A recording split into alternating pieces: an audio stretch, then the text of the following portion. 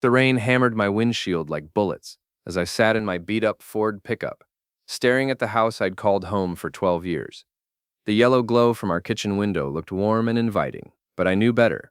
Nothing about that place felt warm anymore. My name's Dave Mitchell, and I'm what you might call professionally invisible. I inspect houses for a living, crawling through basements, checking electrical panels, making sure rich people don't buy money pits. It's honest work, but it doesn't exactly scream success at dinner parties. Not like my wife's job, anyway. Samantha Mitchell, Sam to her friends, though she'd started insisting on Samantha lately, was a partner at Blackstone and Associates, the kind of law firm that occupied entire floors of glass towers downtown. She made 4 times what I did, drove a BMW, and had started looking at me like I was something she'd stepped in. The text had come 3 hours ago from a number I didn't recognize. Check the security cam at 11:23 p.m. tonight. Trust me. I'd installed that security system myself 2 years back, after a string of break-ins in our neighborhood. Sam had called it paranoid. Now, as I pulled up the app on my phone, I wondered if paranoid might have been smart. 11:23 p.m. flashed on the timestamp. I held my breath and hit play. The kitchen camera showed Sam entering through the garage door, but she wasn't alone. Behind her walked a man I recognized immediately, Ethan Blackwood, the CEO of her firm. Tall, silver-haired, the kind of guy who probably had his suits tailored and his coffee imported. I watched them move through my kitchen like they owned it. Sam poured wine, my wine, from the bottle I'd been saving for our anniversary next month. They talked, laughed, and then Ethan pulled her close. The kiss lasted forever. When they finally broke apart, Sam took his hand and led him toward the stairs, toward our bedroom. I sat in that truck for another hour, rain drumming overhead, watching that footage loop in my head. 12 years of marriage, and this is what it came to. My wife screwing her boss in our bed while I sat outside like some pathetic stalker. But here's the thing about being underestimated your whole life. You learn to pay attention. You notice details other people miss.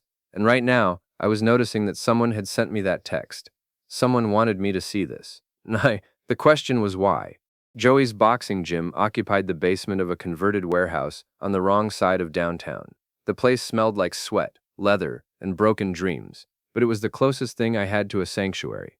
Joey Castellano had been my best friend since high school, back when we both thought we'd conquer the world with our fists and our charm. Life had other plans. Joey became a cop, then a private investigator, after a shooting left him with a limp and a pension. I became an engineer, then a house inspector after the tech company I worked for went under. We were both disappointments by our wives' standards, which probably explained why we understood each other. "You look like hell," Joey said, not looking up from the heavy bag he was pummeling. At 52, he still hit like a truck, even with the bad leg. "I feel worse." I grabbed a pair of gloves from the rack. "Got a hypothetical question for you. Shoot. Say a guy finds out his wife is cheating. Say he's got video evidence. What's his best move?" Joey stopped punching and turned to face me. His dark eyes held the kind of wisdom that came from 20 years of seeing humanity at its worst. This hypothetical guy got a name? Dave. Shit. He grabbed a towel and wiped his face. With who? Her boss. Guy named Ethan Blackwood. Joey whistled low. The CEO? That's some high-stakes cheating, brother. What kind of evidence we talking about? I pulled out my phone and showed him the security footage. Joey watched without comment, his expression growing darker with each passing second. "An honest tip?" he asked when it finished. "Yeah. Someone wanted me to see this." "That's interesting. Could be a disgruntled employee, maybe someone with a grudge against Blackwood. Or," he paused, thinking, "could be someone who knows more than they're letting on." "What do you mean?" "I mean, in my experience, affairs don't happen in a vacuum. There's usually a whole ecosystem of enablers, cover-ups, and conspirators. Your wife's got friends at that firm, right?" I nodded.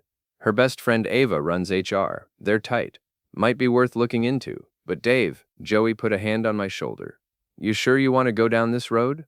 Sometimes it's better to just walk away clean." "Clean?" I laughed, but there was no humor in it. "Joey, she's been making me feel like a failure for years, always comparing me to her colleagues, their success, their money. Now I find out she's been screwing one of them in my own house? So what's the plan?" I looked at the heavy bag, imagining Ethan Blackwood's smug face. "I want to hit back, hard. Legal hard or stupid hard? Legal. I'm not going to jail for these people." Joey grinned, and for a moment he looked like the cocky kid who'd once talked his way out of detention 3 days straight. Now you're talking my language. Let's see what we can dig up on Mr. CEO. The next evening found me parked outside the Wheeler Inn, a mid-tier hotel downtown that catered to business travelers with expense accounts and flexible morals. My phone buzzed at exactly 8:45 p.m. Room 414, they're already inside. Company credit card paid for it, the same anonymous number. Whoever was feeding me information had access to financial records, which narrowed down the possibilities considerably. Someone inside Blackstone and Associates wanted Ethan Blackwood to burn. I didn't go inside. I didn't need to see them together again. Instead, I took photos of Sam's BMW in the parking lot, noted the timestamps, and started building a file. If this was going to be a war, I needed ammunition. My phone rang. Sam's name appeared on the screen. "Hey, honey," her voice was slightly breathless. "Working late again tonight? Don't wait up." "Sure thing," I said, watching her hotel room window. "Important case?"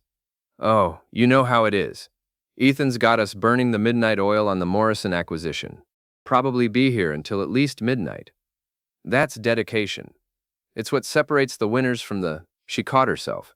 "I mean, it's what the job requires. From the losers, Sam. Is that what you were going to say?" A pause. "Dave, you're being paranoid again." "Am I? Because from where I'm sitting, it seems like you're working a lot of late nights lately." "I have to go. We'll talk tomorrow." The line went dead. Through the hotel window, I could see shadows moving behind the curtains. My wife and her boss, planning acquisitions and other forms of corporate penetration. I drove home to our empty house and opened a beer, then another. By the time I finished the six-pack, I had a plan. 3 days later, our daughter Emma called with news that she'd made Dean's List at State University. She wanted both parents at the recognition ceremony on Saturday. I agreed immediately. Sam tried to beg off, claiming work obligations, but Emma guilted her into it. "Both of you," Emma had said firmly. "This is important to me." The ceremony was held in the university's main auditorium, a grand space filled with proud parents and accomplished students. I wore my best suit, the one I'd bought for our wedding anniversary 5 years ago. Sam arrived separately, looking stunning in a designer dress that probably cost more than my monthly salary. She wasn't alone. Ethan Blackwood walked beside her, also dressed to impress, carrying himself with the casual arrogance of a man who'd never been told no. They maintained professional distance, but I could see the subtle touches, the lingering glances, the private smiles. "Dave!" Sam approached with Ethan in tow, her smile bright and fake. "You remember Ethan, don't you? He wanted to come support Emma. Isn't that sweet?" Ethan extended his hand with the kind of firm grip meant to establish dominance. "Dave, good to see you again. Sam talks about you all the time." "Does she?" I shook his hand, applying just enough pressure to make him wince. "Funny, she never mentions you at home." The smile flickered on his face. "Well, we try to keep work at work, don't we, Sam?" "Absolutely," Sam said quickly. "Ethan's just being supportive. The firm likes to show interest in employees' families." "How generous," I said. "Though I have to ask, do you personally attend every employee's family events, Ethan? That must keep you busy." "Only the special ones," he replied, his eyes never leaving Sam's face. The ceremony began before I could respond, but I spent the next hour planning. By the time Emma walked across that stage to accept her recognition, I knew exactly what I was going to do. When they called for family photos afterward, I insisted Ethan join us. "Come on," I said loudly enough for nearby families to hear. Any man who takes such a personal interest in his employees deserves to be in the family photo. Ethan tried to decline, but I wasn't taking no for an answer. The photographer snapped several shots of our awkward quartet. Emma beaming with pride, Sam looking uncomfortable, Ethan clearly wishing he was anywhere else, and me with my arm around my wife's shoulders, grinning like the cat who ate the canary. "These will look great on social media," I announced. "Emma, make sure you tag everyone when you post them." As we walked to the parking lot afterward, Sam grabbed my arm. "What the hell was that about?" What? I was being friendly. Isn't that what you wanted? For me to appreciate your colleagues more?" "You were being weird." "Was I? Or was I just treating your boss like the important man he obviously thinks he is?" Ethan had already disappeared to his car, probably eager to escape the family drama. Sam watched him go with something that might have been longing. "We need to talk when we get home," she said, looking forward to it. But when I got home an hour later, Sam's car wasn't in the driveway. My phone buzzed with a text from her. Going back to the office. We really do have work to finish. I checked the security app. The Wheeler Inn parking lot showed two familiar cars side by side. Joey's contacts in the police department were worth their weight in gold. Within a week, we had a comprehensive picture of Sam and Ethan's affair, complete with credit card records, hotel receipts, and a timeline that stretched back 6 months. They're not even trying to be subtle, Joey said, spreading the documents across his desk. Look at this. Dinner at Romano's on Tuesday, hotel room Wednesday, spa weekend in the mountains last month while you thought she was at a conference. I studied the evidence, feeling that familiar mix of anger and vindication. What about the anonymous tips? Any leads on who's feeding me information? That's where it gets interesting. Joey pulled out a separate file. I did some digging into Blackstone and Associates. Turns out there's been some internal drama lately. Budget cuts, layoffs, rumors of a merger. Ethan's not as popular as he pretends to be. Enemies, more like rivals. But here's the kicker. Your wife's friend Ava, the HR director, she's been asking a lot of questions about company credit card usage lately. Officially, she's conducting a routine audit. Unofficially, she's the one sending me tips. That's my guess. Question is why. I thought about Ava Morrison, Sam's best friend since law school. Tall, blonde, ambitious, with the kind of sharp intelligence that made her dangerous. She'd always been friendly to me, but I'd never trusted her completely. There was something calculating in her eyes, like she was always working an angle. Maybe she's looking out for me, I said. But even as the words left my mouth, I knew they sounded naive. Joey laughed. Dave, nobody in that corporate world does anything out of kindness. She's got an agenda. The question is whether it aligns with yours. My phone buzzed. Another anonymous text. Check Ethan's social media. Posted 20 minutes ago. I pulled up Instagram and found Ethan's account. His latest post showed him at an upscale restaurant downtown, wine glass raised in a toast. The caption read, "Celebrating another successful acquisition with my favorite colleague." Wham! The photo showed 2 wine glasses, but only one person. Sam was cropped out of the picture, but I could see her hand holding the other glass. Arrogant bastard, I muttered. What is it? I showed Joey the post. He's practically advertising the affair. Or maybe he's being set up to advertise it. Joey's expression was thoughtful. Dave, I think it's time we had a conversation with your wife's best friend. I found Ava at Mulligan's, a dive bar 3 blocks from the Blackstone building. It was the kind of place where lawyers went to drink away their ethics, all dim lighting and questionable decisions. She was sitting alone in a corner booth, nursing what looked like her 3rd martini. Dave! She looked genuinely surprised to see me. What brings you to this den of iniquity? You do. I slid into the booth across from her. We need to talk. Her smile faltered slightly. About what? About the anonymous tips. About the credit card records. About why you're so interested in helping me catch my wife cheating. Ava took a long sip of her martini, studying me over the rim of the glass. When she set it down, her expression had shifted from surprise to calculation. I don't know what you're talking about. Sure you do. You're the only person with access to the financial records who might have a reason to want Ethan Blackwood taken down. The question is why. Maybe I just think you deserve better than Sam. Try again. She laughed, but there was no humor in it. You always were smarter than she gave you credit for. So talk to me. What's really going on? Ava signaled the bartender for another round. You want the truth? Fine. Ethan Blackwood is a cancer on that company. He's been systematically destroying everything good about Blackstone and Associates, starting with the people who built it. Including you? Especially me. I've been with that firm for 8 years, Dave. I helped build the HR department from nothing. I implemented policies that protected employees, created a culture of respect and professionalism. And then Ethan arrived with his old boys club mentality and his wandering hands. He harassed you. He tried. When I shut him down, he started making my life hell, questioning my decisions, undermining my authority, cutting my budget. And when I complained to the partners, guess what happened? Nothing. Worse than nothing. They suggested I might be happier at another firm. Me, the woman who'd been there longer than half the partners. The pieces were starting to fit together. So you decided to fight back. I decided to document everything, every policy violation, every ethical breach, every time he used company resources for personal gain, including his affair with your wife. Why not just report him directly? Ava's smile was sharp as a blade. Because direct reports disappear into committee reviews and internal investigations that go nowhere. But a wronged husband with evidence, that's a scandal they can't bury. So I'm your weapon. You're your own weapon, Dave. I'm just providing the ammunition. I had to admire her strategy, even as I realized I was being manipulated. What happens after Ethan goes down? The board will need new leadership.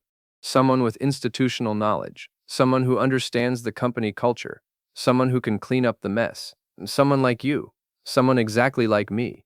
We sat in silence for a moment, the weight of her admission hanging between us. Finally, I asked the question that had been nagging at me. What about Sam? She's collateral damage in your plan. Ava's expression hardened. Sam made her choice when she decided to sleep with the boss. I tried to warn her, tried to tell her what kind of man Ethan really was. She called me jealous. Are you jealous of Sam? Ava laughed. Dave, your wife is brilliant, but she's also naive. She thinks she can play in the corporate world like it's some kind of romantic comedy. She has no idea how dirty this business really gets, and you're going to teach her. I'm going to survive. If Sam gets hurt in the process, that's on her. I finished my beer and stood up. Thanks for the honesty. Dave? Ava called as I reached the door. Whatever you're planning to do with that evidence, do it soon. Ethan's getting suspicious, and if he figures out what's happening, let's just say he doesn't handle threats well. Ask the last 3 people who tried to cross him. The next morning, I called in sick to work and spent the day planning. By evening, I had a strategy that would have made Sun Tzu proud. It was time to stop reacting and start acting. The Blackstone and Associates monthly partners meeting was held the first Friday of every month at Romano's, the same upscale restaurant where Sam and Ethan had been conducting their affair. I knew this because Sam had complained about these dinners for years. Stuffy, political, full of ego and backstabbing. Perfect. I arrived at Romano's at 7 p.m., dressed in my best suit and carrying a manila envelope thick with evidence.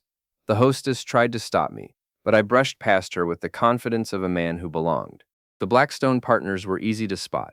A table of 12 well-dressed sharks in the restaurant's private dining room, all talking over each other and checking their phones. Sam sat next to Ethan, looking radiant in a red dress I'd never seen before. I walked directly to their table. Good evening, everyone. Sorry to interrupt, but I have something I think you'll all find interesting. The conversation died. Sam's face went white. Dave, she said carefully, what are you doing here? Sharing some information about company policy violations. Specifically, the misuse of corporate credit cards for personal entertainment. I opened the envelope and began distributing copies of the evidence. Hotel receipts, restaurant bills, spa weekend charges, all paid for with Blackstone funds, and all clearly documenting the affair between Sam and Ethan. As you can see, I continued, my voice carrying clearly through the suddenly silent room, there's been quite a bit of client development happening on the company dime. Ethan shot to his feet. You have no right. Actually, I have every right. These are public records, obtained through perfectly legal means. Credit card companies are remarkably cooperative when you ask nicely. Margaret Blackstone, the firm's founding partner and Ethan's boss, picked up one of the documents and studied it with the intensity of a judge reviewing evidence. Ethan, she said quietly, is this accurate? Margaret, I can explain. Can you?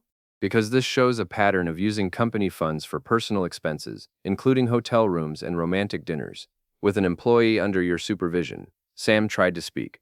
Mrs. Blackstone, this is all a misunderstanding. Is it, Samantha? Because from where I'm sitting, this looks like a textbook case of sexual harassment and financial impropriety. The other partners were passing the documents around, their expressions ranging from shock to disgust to barely concealed glee. Nothing lawyers loved more than watching their colleagues self-destruct.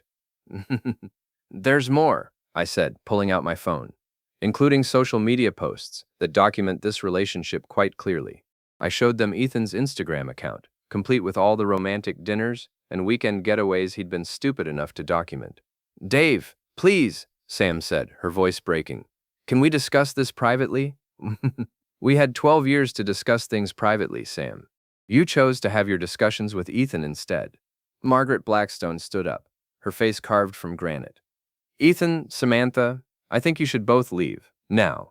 We'll be conducting a full investigation starting Monday morning. Margaret, you can't just... Ethan began. I can and I will. Security will escort you both out. As if summoned by magic, 2 security guards appeared in the doorway. The other diners in the restaurant were staring now, sensing drama but not understanding the details. Sam grabbed my arm as the guards approached. "Dave, don't do this. Please, we can work this out."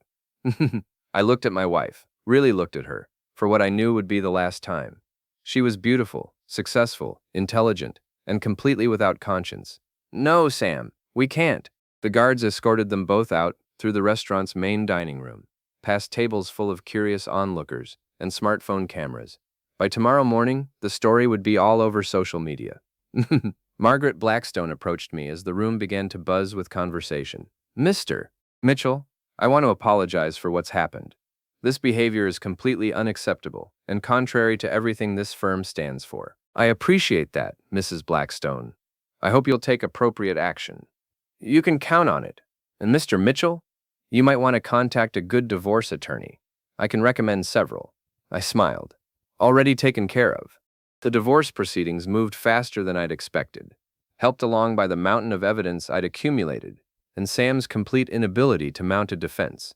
Her lawyer, a slick operator named Harrison Webb, tried to paint me as a vindictive husband, conducting illegal surveillance, but the facts were too overwhelming. "Your Honor," Webb argued during our final hearing, "my client's personal relationship, while perhaps ill-advised, has no bearing on the division of marital assets." My lawyer, a bulldog named Patricia Chen, stood up with a stack of financial documents. "Your Honor, the defendant used marital funds to support her extramarital relationship, including joint credit cards for hotel rooms, dinners, and weekend trips. This constitutes marital waste under state law." The judge, a no-nonsense woman in her 60s, reviewed the evidence with the same attention to detail she'd probably applied to hundreds of similar cases. "Mrs. Mitchell," she said finally, "do you dispute that you used joint marital funds to support your relationship with Mr. Blackwood?" Sam, looking haggard after 3 weeks of media attention and professional disgrace, shook her head. "No, Your Honor. And do you dispute that you conducted this relationship in the marital home?" Another shake of the head. "Then I'm prepared to rule. Given the evidence of marital waste and adultery, I'm awarding the marital home to Mr. Mitchell, along with 60% of all joint assets. Mrs. Mitchell will retain her personal accounts and retirement funds, but will be responsible for her own legal fees." Webb jumped up. "Your Honor, this is highly unusual. Mr. Webb, your client conducted a 6-month affair using marital funds in the marital home. The only thing unusual here is that she's getting to keep anything at all." Oh, and just like that, it was over. 12 years of marriage dissolved in a courtroom that smelled like stale coffee and broken dreams.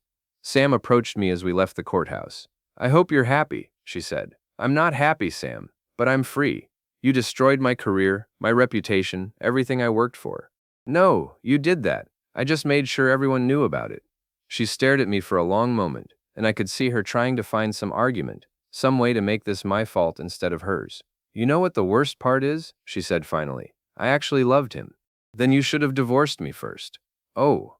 6 months later, I was sitting in my kitchen now, reading the morning paper, when I came across an interesting article buried on page 3 of the business section. Blackstone and Associates names new managing partner. The article went on to detail how Ava Morrison had been promoted to replace Ethan Blackwood, who had stepped down to pursue other opportunities. The story mentioned her innovative approach to corporate governance and her commitment to ethical business practices. No mention of affairs, scandals, or wronged husbands. I had to admire her thoroughness. She'd gotten everything she wanted: Ethan's job, Sam's disgrace, and a reputation as the woman who cleaned up the mess. Meanwhile, Ethan had slunk off to a smaller firm in another city, and Sam was working as a junior associate at a personal injury practice, making a quarter of her former salary. My phone rang. Joey's name appeared on the screen. "You see the paper this morning?" he asked. "Saw it. Can't say I'm surprised. You ever wonder if Ava played you? I'd been wondering that for months. Does it matter? I got what I wanted." "Did you?" "Because from where I'm sitting, she's the only one who came out ahead. Joey, my cheating wife, is working in a strip mall law office. Her boss is professionally ruined, and I own a house worth $300,000 free and clear. I'd say I came out pretty well." "Fair enough. You planning to stay in that house?" I looked around the kitchen where I'd discovered Sam's betrayal, where I'd planned my revenge, where I'd rebuilt my life from the ashes of my marriage. It was a good house, solid construction, well maintained, the kind of place where a man could start over. Yeah, I said. I think I'll stay. That evening, I was grilling a steak on the back deck when my doorbell rang. I wasn't expecting company, but these days I got the occasional reporter or curious neighbor wanting to hear the story firsthand. Instead, I found Emma standing on my doorstep, looking uncomfortable but determined. Hi, Dad. Emma, this is a surprise. She'd been caught in the middle of the divorce, forced to choose sides in a war she didn't start. For the most part, she'd stayed neutral, which I respected even if it hurt. Can I come in? Of course. We sat in the living room, the same room where Sam used to complain about my lack of ambition, where she'd taken phone calls from Ethan while I watched television, oblivious to what was happening under my own roof. I wanted to apologize, Emma said. For what? For not supporting you more during the divorce. Mom made it sound like you were being vindictive, like you were just trying to hurt her. And now I've had time to think about it. What she did was wrong, Dad. Really wrong. And you had every right to be angry. I wasn't just angry, Emma. I was humiliated. Your mother spent months making me feel like I wasn't good enough, like I was holding her back. The whole time, she was cheating on me with her boss. I know, and I'm sorry. We talked for another hour, clearing the air and rebuilding the relationship that had been damaged by the divorce. When she left, I felt lighter somehow, like a weight I'd been carrying had finally been lifted. 2 years after the divorce, I was living a quiet life. The house was paid off, my business was thriving, and I'd even started dating again. Nothing serious, just dinner with a nice woman from my neighborhood who didn't care about corporate politics or power games. Then Ava called. Dave? It's Ava Morrison. Well, Ava Morrison Blackstone now. I kept my maiden name professionally. Congratulations on the promotion. I saw the article. Thank you. Listen, I was wondering if we could meet for coffee. There's something I'd like to discuss with you. I can't imagine what we'd have to talk about. Trust me, you'll find this interesting. We met at a Starbucks downtown, neutral territory where neither of us had any history. Ava looked successful and confident, every inch the corporate executive she'd always wanted to be. You look well, she said. I feel well. What did you want to discuss? I have a proposition for you. Blackstone and Associates is expanding into real estate development. We need someone to oversee property inspections for our acquisitions. Someone with integrity, someone we can trust. Someone you can control, you mean. She smiled. Dave, I've always respected your directness. Yes, I'd prefer to work with someone I know, someone who understands how business really works. And what makes you think I'd want to work with you? Because I'm offering you a chance to make real money, 6 figures, profit sharing, full benefits. All you have to do is inspect properties and file honest reports. It was a good offer, probably the best job opportunity I'd ever get. It was also a trap. What's the catch? No catch, just business. Ava, you used me to destroy Ethan and Sam. You manipulated me into doing your dirty work while you kept your hands clean. Why would I trust you now? Her smile faded. Because you're a smart man, Dave. Smart enough to recognize an opportunity when you see one. I'm smart enough to recognize a snake when I see one too. Fine. You want honesty? Here it is. I did use you. I fed you information because it served my purposes. But you got what you wanted, didn't you? Your cheating wife is gone. Her lover is ruined. And you came out ahead financially. And you got to be CEO. I got what I deserved. What I'd earned through years of hard work and dedication. What you stole through manipulation and betrayal. Ava leaned forward, her eyes hard. Dave, in the corporate world, there are predators and prey. I chose not to be prey. You can make the same choice. I finished my coffee and stood up. Thanks for the offer, but I'll pass. You're making a mistake. Maybe. But it's my mistake to make. As I walked away, I felt something I hadn't experienced in years. Complete satisfaction. For the first time since this whole mess started, I'd been offered something I wanted and had the strength to walk away from it. Ava Morrison might have won the corporate game, but I'd won something more important. I'd won my self-respect. 6 months after my meeting with Ava, Joey called with news that changed everything. Dave, you need to sit down for this. What's going on? Remember how we could never figure out who sent you those first anonymous tips? I finally got an answer. Ava, right? We already knew that. Wrong.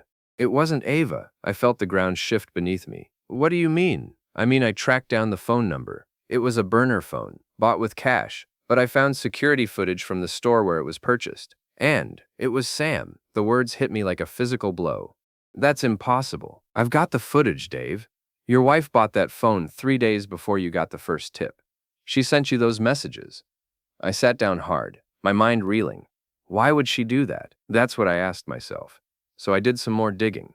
Turns out Sam was planning to divorce you anyway. She'd already talked to a lawyer, already started moving money around. But she needed you to be the bad guy. I don't understand. Think about it. If she just divorced you for no reason, she'd look like the villain. But if you divorced her for cheating, then she's the victim. The wronged woman whose husband couldn't forgive a mistake. The pieces were falling into place, each one more devastating than the last. She wanted me to catch her. She wanted you to catch her, but she didn't expect you to fight back so hard. She thought you'd file quietly, maybe ask for a 50-50 split, and she'd walk away with her reputation intact. But I went nuclear instead. You went nuclear, and she lost everything. The irony is, if she'd just filed for divorce normally, she probably would have come out ahead. I thought about all those anonymous tips, all that perfectly timed evidence, all those moments when I'd felt like I was being manipulated. I had been manipulated, just not by who I thought. There's more, Joey said. More. The affair with Ethan? It was real, but it only started after she bought the burner phone. She seduced him specifically to give you something to catch her doing. Jesus Christ. She used him, Dave, just like she used you. The poor bastard thought he was getting lucky with a younger woman, but she was setting him up from the beginning. I felt sick. And Ava saw an opportunity and took it. She didn't create the situation, but she sure as hell capitalized on it. We sat in silence for a moment, absorbing the implications. So what now? Joey asked. Now I know the truth. You going to do anything about it? I thought about Sam, working in her strip mall law office, probably still believing she was the victim in all this. I thought about Ethan, exiled to another city, his career ruined by a woman who'd played him like a violin. I thought about Ava, sitting in her corner office, probably laughing at how perfectly everything had worked out. No, I said finally, I'm not going to do anything. Really? Joey, I spent 2 years of my life planning revenge, 2 years focused on anger and payback and settling scores. You know what I learned? What? Revenge is like poison. It kills the person who drinks it. That's very philosophical, but nothing. Sam destroyed her own life with her schemes. Ethan destroyed his own life with his arrogance. Ava's going to destroy her own life eventually. People like that always do. And you. I looked around my kitchen, my house, my life that I'd built from the ashes of my marriage. I'm done being angry. I'm done playing other people's games. I'm just going to live.